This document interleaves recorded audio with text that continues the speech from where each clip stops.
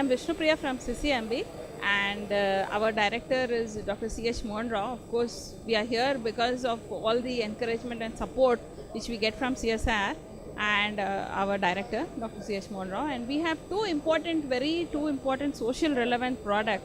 One is a diagnostic kit, which is very useful for early detection of eye infections, and it's a very good kit which has been marketed, and now it is very heavily used. And the other very social relevant product which we have developed from CCMB in collaboration with DRR is a rice product which is called RP Bio 226, which is completely a disease resistant rice variety, and it's very popularly grown in and around 5 states of Andhra Pradesh. So this has been given as a license to another seed laboratory called Sri Biotech, and these are two very socially relevant products which we have developed from CCMB with the help and support and encouragement of our director, Dr. C.H. Mohan Rao and Dr. Ramesh.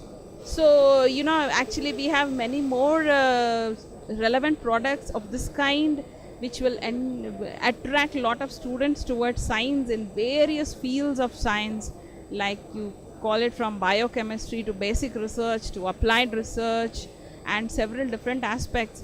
So we would invite the general public and specifically students who are making decisions towards career, and I'm sure once they come into CCMB and get an exposure to various fields of science, many students will be attracted to walk into science and explore and enjoy the journey of science through CCMB, and many, I'm sure, will make up their minds to pursue their careers in science. So we extend a warm welcome to a general community and community of students to come on to CCMB, where we have an open day which we are organizing every year, that is falling on September 26th of every year. So we would invite everybody to walk into CCMB and take a look and feel a journey of science while you're across CCMB.